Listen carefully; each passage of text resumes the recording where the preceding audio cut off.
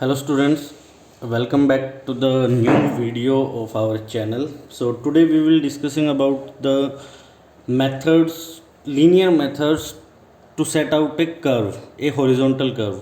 And basically आज का जो लेक्चर रहेगा ये शॉर्ट रखेंगे, एक वीडियो में एक ही मेथड करेंगे। तो आज के जो हम वीडियो है उसमें हम पढ़ने वाले हैं आपका first method, that is your successive bisection of your codes. ठीक है, तो मैं आपके लिए क्या करता हूँ, सपोज करो आपने जो है बेसिक जो अपने सबसे पहले तो आपका स्टेप क्या होगा, आपको क्या करना है, दो आपको जो है स्ट्रेट्स अपने डिफाइन कर लेने हैं। ठीक है, स्ट्रेट्स डिफाइन कर लिए। अब क्या करना है आपको, इन स्ट्रेट्स को जो है आप एक्सटेंड करोगे फर्दर। ठीक है, this will be we are extending and similarly जो है आप इस वाली लाइन को जो है, इस वाले टेंजेंट को जो है एक्सीड कर लोगे। सपोज करो ये मीट कर रहे हैं आपके पॉइंट बी के ऊपर। ठीक है, and suppose this angle you measured is your five. ठीक है, ये आपका क्या हो गया, फाइव आ गया। अब आपको क्या करना है, सबसे पहला स्टेप वन। जो सबसे पहले तो देखो, सपोज करो हमारे पास गिवन क्या था, आपका रेडियस ऑफ कर्व गिवन था, रेडियस ऑफ कर्व गिवन था आपका, that is your R meter. ठीक है, तो सबसे पहला स्टेप क्या होगा, हम स्टेप वन अब क्या फाइंड आउट करोगे, टेंजेंट लेंथ फाइंड आउट करोगे, टेंजेंट लेंथ। ठीक है, और टेंजेंट लेंथ जो होगी वो आपकी आएगी, that is will be your equal to R 10 5/2। ठीक है, अब ये पास आपकी क्या आ गई, टेंजेंट लेंथ आ गई। सपोज करो इसको मैं बोल देता हूँ एक्स डिस्टेंस बोल लो, एक्स मीटर बोल लो। ठीक है, सपोज करो आपके अंडरस्टैंडिंग के पर्पज से। तो मैं क्या करूँगा, अब जो ये टेंजेंट है, टेंजेंट लेंथ है, यानी कि ये डिस्टेंस होगी आपकी T1B और इक्वल टू T2B, यानी कि बैकवर्ड और फॉरवर्ड टेंजेंट के दोनों की लेंथ जो है आपकी सेम रहेगी। तो देखो T1 और T2 पॉइंट लोकेट करने हैं, उसके लिए अब क्या करोगे, आप B पॉइंट से x डिस्टेंस यहाँ पे मेजर करोगे। सपोज करो this is your distance x and this is also your distance, suppose करो this is your distance x।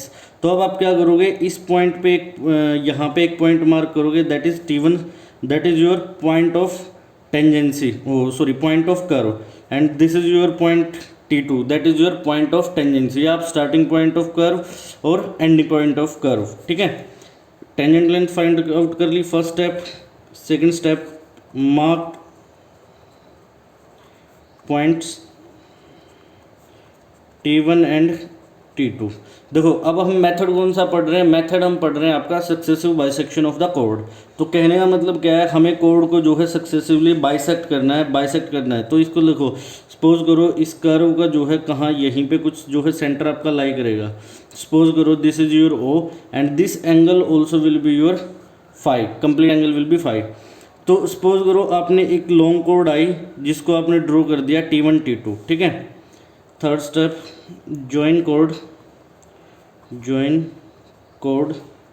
T1 T2 and bisect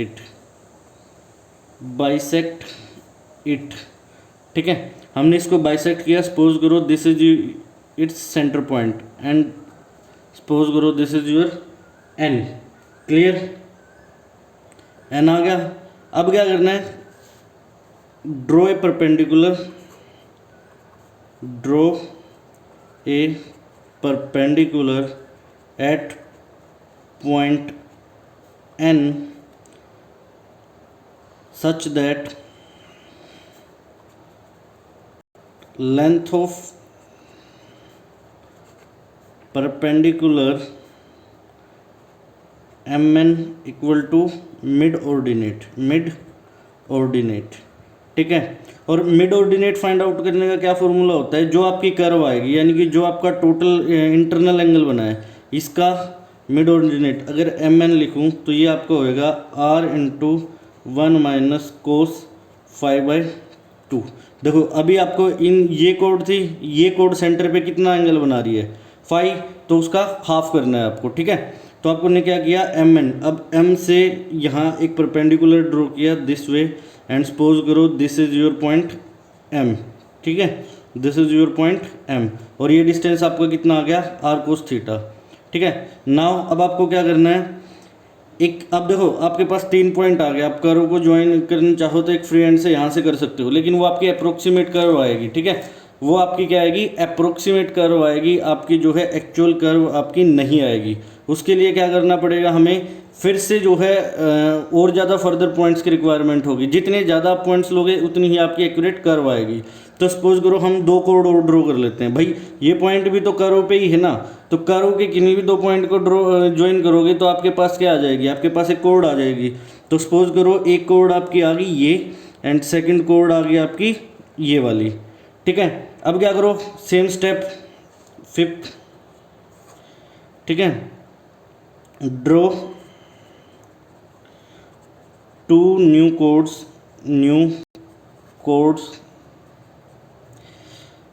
T1M and T2M and bisect them at point, suppose करो N1 and N2, हम नाम दे देते हैं N1 and N2।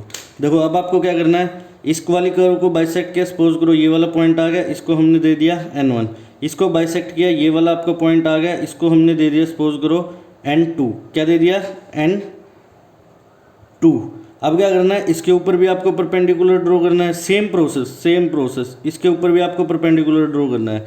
अब इसके ऊपर point आएगा M1, अब M1 कितना होगा, M1 N1 यहाँ से निकालते, देखो M1 N1 इक्वल टू ये आपका हो जाएगा R1 माइनस कोस, देखो अब एंगल कितना बचा है आपका, यहाँ से यहाँ तक आपका एंगल ये कितना हो गया, ये अब एंगल हाफ हो गया ना, ठीक है। अब आपका एंगल कौन सा है, कर्व का ये है, क्योंकि कोड यहाँ से यहाँ तक है आपके, इस कोड के लिए आपका एंगल कितना है 5/2, तो इसका कितना करना है हमने, हाफ करना है, यानी कि 5/2/2, यानी कि ये आपका आ जाएगा R1 माइनस कोस 5/4, ठीक है। सेम केस आप यहाँ पे, ये आपका पॉइंट आ गया, सपोज करो ये कितना आ गया आपका M1, सिमिलरली यहाँ पे आपने पॉइंट मार्क कर दिया, ये पॉइंट कितना आ गया आपका M2, क्लियर है, आ गया आपका पास पॉइंट। अब क्या करना है, आप ये वाली कोड ड्रॉ कर लो, एक ये वाली कोड ड्रॉ कर लो, एक आप ये वाली कोड ड्रॉ कर लो, और ये वाली एक कोड ड्रॉ कर लो। देखो आप इसको स्ट्रेट लाइन से ज्वाइन करोगे तो भी आपकी कर्व आ सकती है, लेकिन आप इसको और रिफाइन करना चाह रहे हो तो इसको और फर्दर कर सकते हो जब तक कि आपकी रिक्वायरमेंट हो।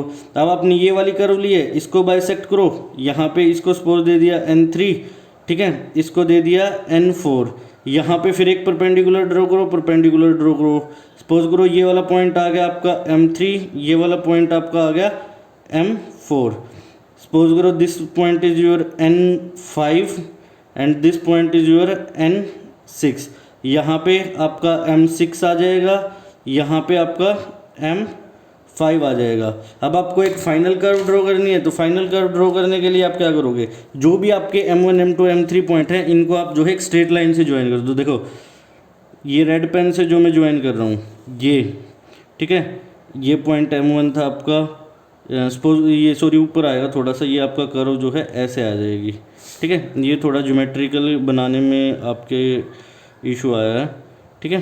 तो ये कर्व जो है आपकी ऐसे आ जाएगी, ये आपको जो है कर्व मिल जाएगी, ठीक है, यही हमारी रिक्वायर्ड कर्व थी जो हमें बनानी थी। क्लियर है भाई, आई थिंक सबको क्लियर हो गया होगा। इसमें कोई दिक्कत है तो आप मेरे से पूछ सकते हो। मैं दोबारा बता देता हूँ, आपको कुछ नहीं करना, आपको सिर्फ जो है कोड बनानी है। आपको कर्व पे 2 पॉइंट, कोई भी 2 पॉइंट लो, उनके बीच में जो है आप कोड ड्रॉ करो, कोड को बाइसेक्ट करो और वहाँ से उसके एक परपेंडिकुलर ड्रॉ करो। परपेंडिकुलर की लेंथ कितनी रखनी है आपको, मिड ऑर्डिनेट के इक्वल रखनी है, बस इतना सा ध्यान रखना है। अब शुरू में आपके पास कर्व थी ही नहीं, तो आपके पास पॉइंट कौन से थे, 2 ही पॉइंट थे, आपका starting point of curve and ending point of curve. तो आपने ये कोड ली, इसको बाइसेक्ट किया, यहाँ पे आपको ने मिड ऑर्डिनेट ड्रॉ कर दिया, ठीक है। मिड ऑर्डिनेट ड्रॉ करने का आपका जो formula that is your r is into 1 minus cos 5/2। जो भी आपने कोड ली है वो कोड सेंटर पे जो एंगल बना रहे हैं उसका हाफ करना है, सीधी सी बात ये ध्यान में रखनी है, ठीक है। तो ये देखो यहाँ आपने 5 एंगल बना रहा था, तो यहाँ पे कितना आ गया 5/2। अब आपने ये तीसरा पॉइंट भी क्या आ गया, कर्व वाला आ गया आपके पास, M पॉइंट भी कर्व पे होगा। तो अब आपके पास कितने हो गए, 3 पॉइंट हो गए, T1M और T2, तो आप दो कोड और ड्रॉ कर सकते हो, one is T1M and second is MT2। आपने इनको भी बाइसेक्ट किया and mid point find out कर लिया N1 एंड N2, ठीक है। अब आपने इन पे भी परपेंडिकुलर ड्रॉ किया, इस पे भी परपेंडिकुलर ड्रॉ किया। अब परपेंडिकुलर ड्रॉ करने के बाद इसका मिड ऑर्डिनेट निकालना है, तो इसका मिड ऑर्डिनेट कितना आएगा, देखो अब कोड आपकी कितनी है, ये और ये लिए ना, तो ये और ये पॉइंट सेंटर पे कितना एंगल बनाएंगे, 5/2 बनाएंगे।